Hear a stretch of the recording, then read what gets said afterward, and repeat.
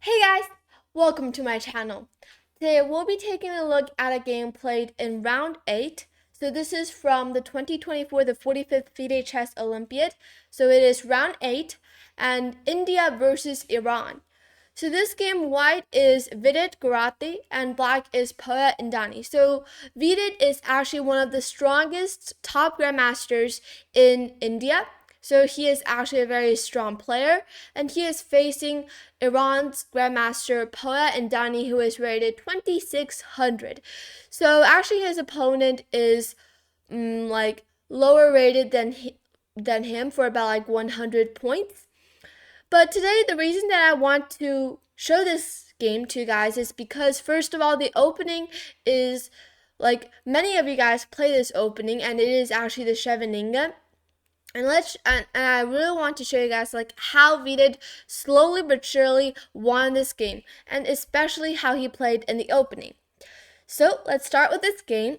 Vidit is white and he started with e4. So the king is pawn opening, c5, knight f3, d6, d4 takes, knight f6, knight e3, a6, and bishop c4. So here bishop c4 is actually not the most common lines. Instead, the more common lines are like bishop g5, bishop e3, bishop e2. Of course, bishop c4 is also okay, like just developing your pieces, but you do have to be careful about b5 because black will gain a tempo by playing b5. So, but first of all, in the game, e6 was played because you can see that this bishop on c4 is putting a lot of pressure on the f7 pawn. So there is, of course, a great need. So it is actually very necessary for black to block this diagonal with e6. And after bishop e3 developing, now black goes b5. So you might be wondering, so why should I allow black to play b5 at the same time like attacking my bishop? So it might seem like white is wasting a tempo, but the bishop, of course, it retreats to b3. The bishop on b3 does have some like what's the word, like does have some great uses on b3. First of all, putting pressure on this whole diagonal, so making e5 for black in the future extremely hard to be pushed. Second of all, in the future also supporting for a4. And yeah, the bishop stays on b3. Maybe it's not that active as the bishop was on, for example, like e2 or f4, like on bishop f3, but still, it is okay. Bishop b7, attacking the e4 pawn, now f3 to defend, knight c6, queen e2, and now knight a5. But actually, I think knight a5 is like an inaccurate move here because the bishop stays on b3, and right now, at least right now, it is being blocked by black's pawn chain, so it is not a great bishop. So there's no need for black to really just trade it off, because if black once took this bishop, then probably what will take with the a pawn or maybe the c pawn as well, and opening up files. So knight a5 is not considered as the best move here. What black should have played is probably just to develop with bishop e7, let's say, or queen c7. So, but in the game, knight a5 was played, attacking the bishop, and in the game, long castle was played. So actually, you might say, wow, long castle looks like a bit risky because mostly in the Sicilian defense, in the open Scheveningen, it like most of the times white just goes short castle. Like there are of course some lines where white does go long castle, but it is like not as common as short castle. So long castle only happens in some of the lines.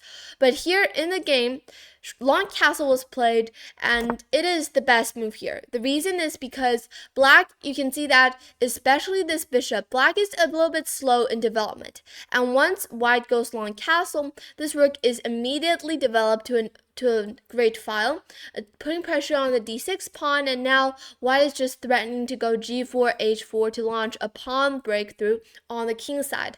So this is basically white's idea. So let's see how black played in the game. he took on b3, so this is basically black's idea to take. But now actually I also want to emphasize this because you can just count the moves. This knight started with knight c6 and now knight a5 and knight b3 to take this bishop. And now the bishop went bishop c4 and bishop b3. So black is using his knight to take this bishop. This bishop has only moved twice. And this knight has moved 3 times, like 3 moves, to take this bishop. So it's very clear that black is definitely losing another tempo here. And I mean, this bishop is not a great bishop in this case. So that's why knight a5 is not the best move. But anyways, it was played in the game. And after knight takes b3, c takes b3 was played. Now, why not a takes b3?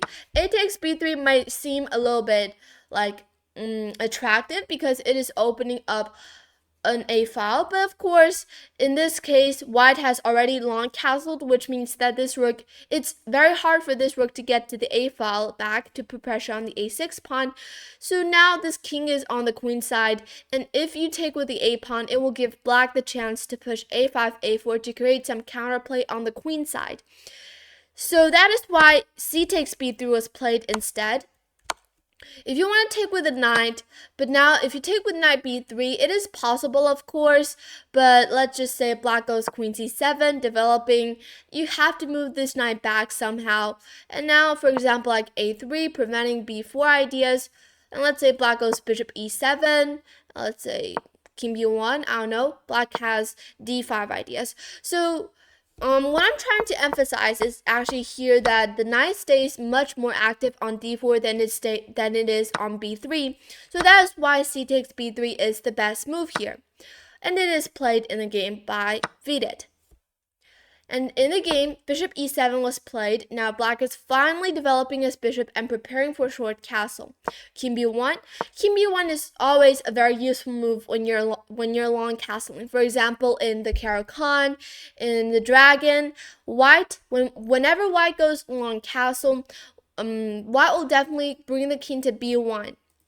In most 100% or 99% of the lines, because the king will stay much more safer on b1 than it is on the c file, and especially in this position because the c file is now completely open in black's scope, so it is definitely necessary for the king to go to the b file to hide. Now, short castle was played, and here in this game, Vidit played a mistake. It is actually a very attractive move, and it's actually very reasonable. Why not go for that move? But it's just not the best move here. So what white should have played is actually to go rook hg1. So this is what the engine here offered, and I think this move's main idea is to go for g4 ideas, but actually why not go for g4 immediately? But here g4 was actually played in the game, and it is a mistake. Why? Because now you can actually pause this video and think, what can black do here? So the better option would be to go rook hg1 first and then g4. So what is the big difference? Can you see? So what is the big difference? If white goes g4 here immediately, black can actually take with knight takes g4, and of course he has to take, or else he'll be just down a full pawn.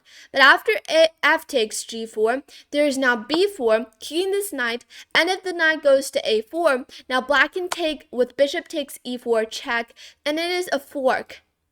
So black is actually doing pretty well here after this whole exchange, even though white has 2 minor pieces for a rook, but you can see that black has the better pawn structure, and I think black is up about 2 pawns. So black, first of all, has a great compensation for this whole exchange, and actually you can even take a look at the eval bar. Black has a small advantage. So that is one rook hg1 should have been played first to avoid knight g4 ideas. Going g4 on the next move so that if black now takes, white can take with the rook instead of taking with the pawn. But in the game, Vidit didn't play rook hg1, but instead he played g4 first.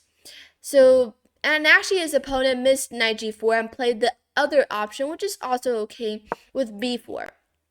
And now knight a4, here You can actually also go you can still go knight g4, and after f takes g4, bishop e4, this will transform into the same position we just saw.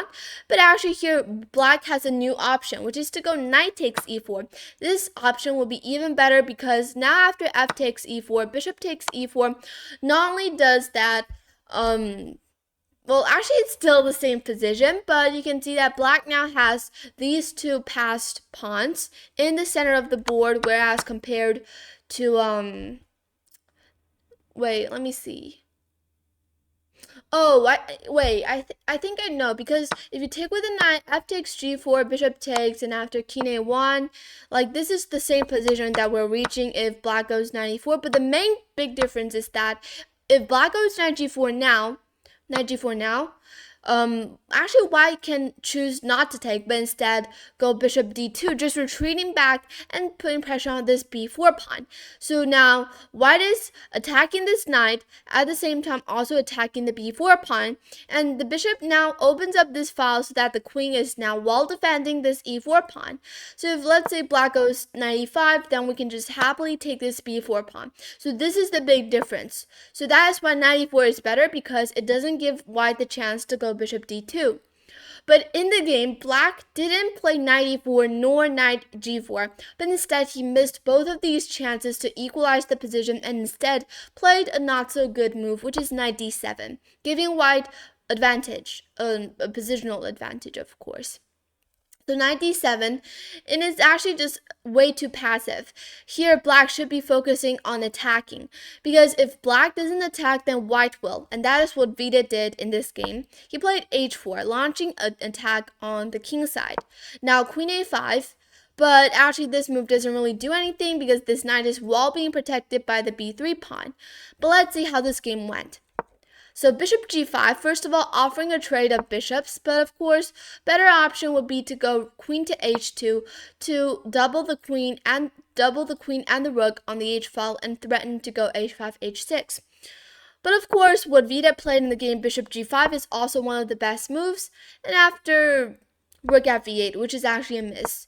The best option here for black is to take on g5, and after h takes g5, queen takes g5, even though black is up a pawn, but you can see that this h file is now open up for white. And of course, white is first of all attacking the h7 pawn, threatening mate in 1, but also attacking the d6 pawn. So this will be better for white.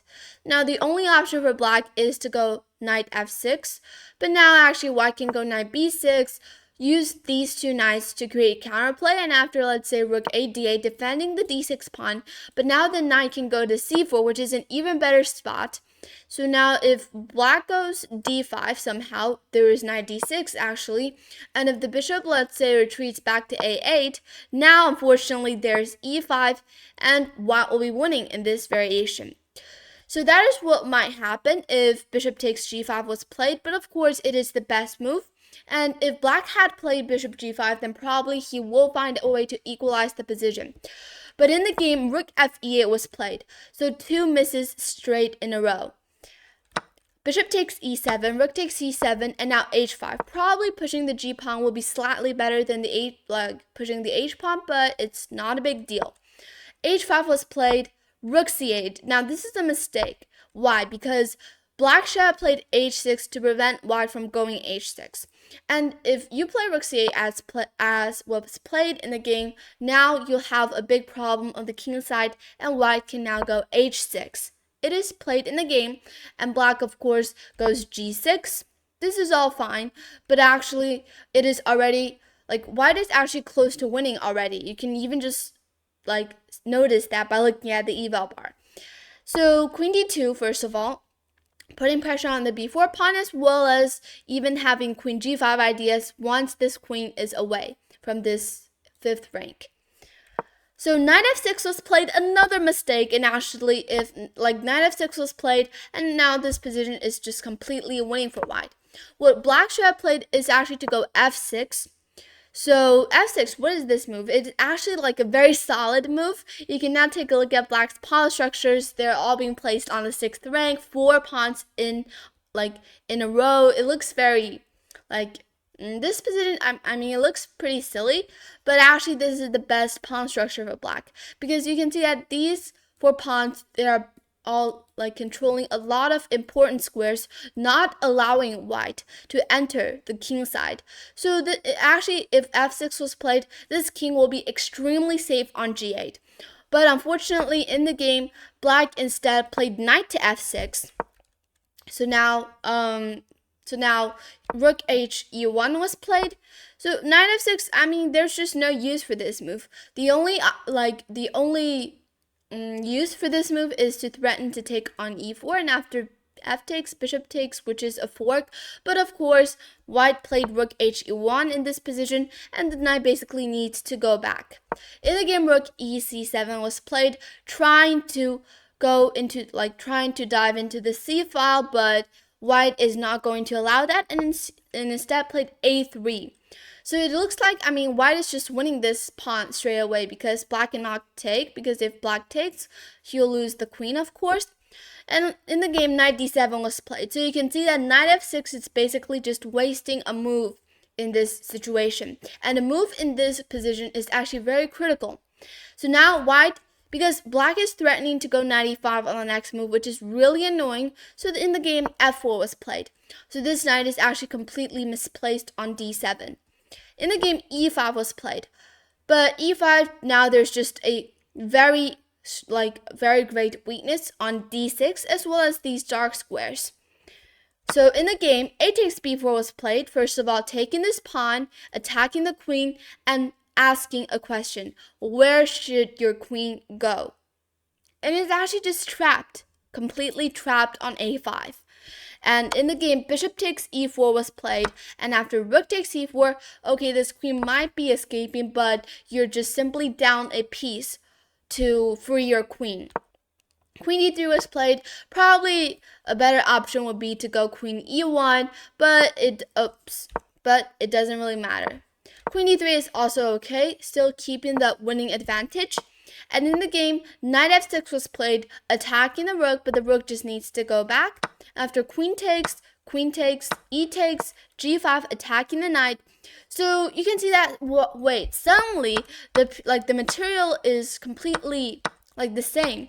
I mean, in this position, white is up a full piece, but now he is just giving the piece back. First of all, he has to, basically, he is forced.